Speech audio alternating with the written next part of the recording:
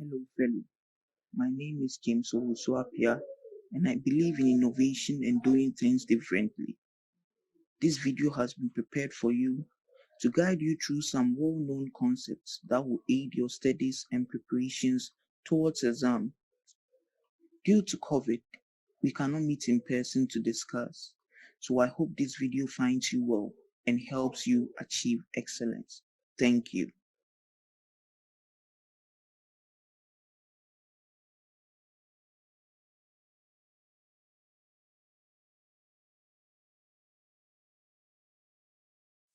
A very good day to everybody. Today we are going to have a tutorial on the DeltaStar Transformation. Remember, this is a JOA initiative. Okay, so we are going to tackle three things here. So you're going to learn primarily what DeltaStar is and why you need to know DeltaStar. Two, you're going to then know how to do the transformation, how to convert from Delta to Star and from Star to Delta, and from there we'll go on with our circuit analysis. Okay, so let's begin. Why do you need to know delta star in the first place? So in your analysis of circuits, I'm sure you may have come across a situation where you find resistors which are neither in series nor parallel. So in such a case, when your resistors are not in series or parallel, what do? Do you call 911? Obviously not. So you call delta star, and that does, after the transformation, things begin to become clearer. So you could have the delta arrangement as shown in the figure on our right. So this is the delta transformation, looks like the Greek symbol delta itself, and you could see it in this triangular form. It could also be found in the circuit as a rectangular form as shown on the left. So you need to take note of how these resistors are placed. If you take a loop across, you realize you come across three resistors, R3, R1, R2, so they are connected back to each other. So that's how the delta transformation looks like. The star transformation is also called the Y transformation. It's just like, it's from the diagram you can see it's just like a Y, and they all have a common point. So that's how the star transformation would always look like. So now we would have to find out how to make the transformation from delta to star or from star to delta.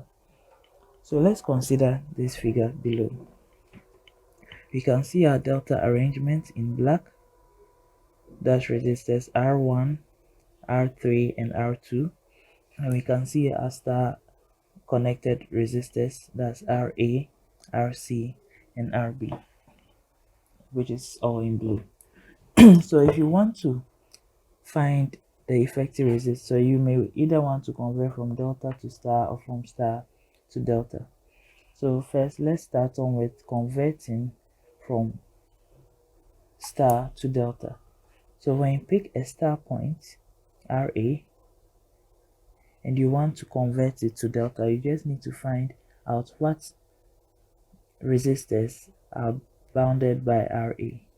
So as you can see, Ra is bounded by R2 and R3. So the resistors bounding Ra is R2 and R3. In order to find Ra, it's just the product of those two resistors divided by the sum of all the resistors. That's R3, R2, and R1.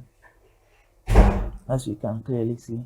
Similarly, if you want to find RB is bounded by R3 and R1, and so the product of R3 and R1 all divided by the sum. Similar thing could be done for RC, bounded by R2 and R1, and then divided by the sum. So it's very simple to actually convert from a delta to a star.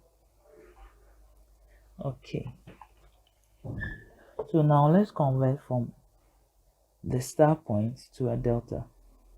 So if you want to find the delta point, so for example R1, a similar thing occurs. You find out which star points are bounded by R1, and we can see it's RC and RB. So in this case, if you want to find R1, it's just equal to the sum of RC and RB plus the product of RC and RB divided by the third resistor, RA. From this formula, you can then apply it again to find R2. R2 is being bounded by RA and then RC, and then take the product again and divide by the third resistor. So you can continue the analysis for R3. And there's a special case in a situation where you have the magnitude of the resistors being the same. You just know that the delta values will just be 3 times the star value.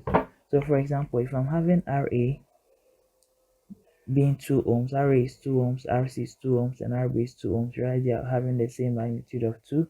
If you want to find R3, you just multiply 2 by 3, giving you 6 ohms, and so there's no need to further do any calculation. So off the hook, you can just find the delta value.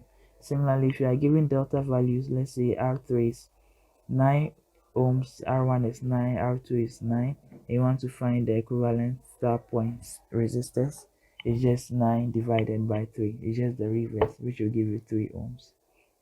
Okay, so knowing this formally, that's what we are going to use to do our circuit analysis. So let's take a quick example. So this example wants us to find the voltage across the 6 ohm resistor. So primarily in your analysis of circuits, you'd always may want to find the source current. The source current is the current that's coming from the source voltage. And in order to do that, you need to find total resistance. To find the total resistance, you'd realize that you can't actually combine any of the resistors to form, so none of the resistors appear in series or parallel, so you can't actually combine them directly. So that's why we call on to DeltaStar to help transform our circuit for us. So let's try and identify delta points and then star connected points. So if you look closely, this 2 ohm resistor, this 6 ohm resistor, and this 2 ohm resistor form a delta. Again, this 2 ohm resistor together with this 2 ohm and this 6 ohm also form another delta. So there are 2 delta connected resistors. So you can choose to convert them into star, any of them, either this or that. Usually after converting just one of them, the circuit is then reduced. Or we could also find out that there's a star connected resistor here. So these 2 ohms, 2 ohms, and 2 ohms is star connected. So you can convert that into delta, and that would also work out. So any of them you choose works out, but we would always want to go for the easy way out. If you look closely, the star connected resistors have the same magnitude, and as such it's easier to convert it into delta just by knowing that the delta values would just be 3 times the star connected value. So the delta value would be 6. So if you see, this is the star connected portion, and you draw an imaginary, so you draw your delta, that after you do the conversion it will be connected to, and then you find the equivalent resistance, which is just 6 ohms in our case because the star values are all having a magnitude of 2. So delta values is 3 times that, and that will be 6 ohms.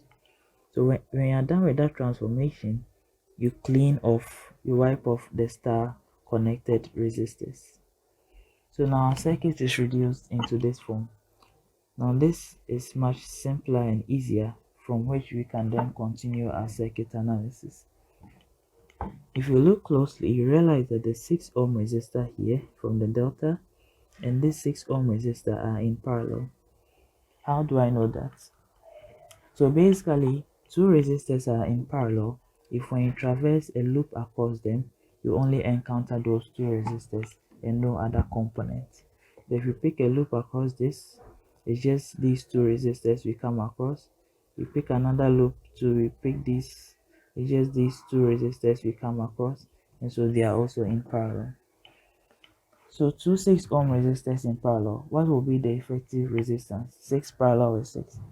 And again, a shortcut, simple shortcut we have is, if you have resistors in parallel and they are having the same magnitude, is the effective resistance is just one of the resistors divided by 2.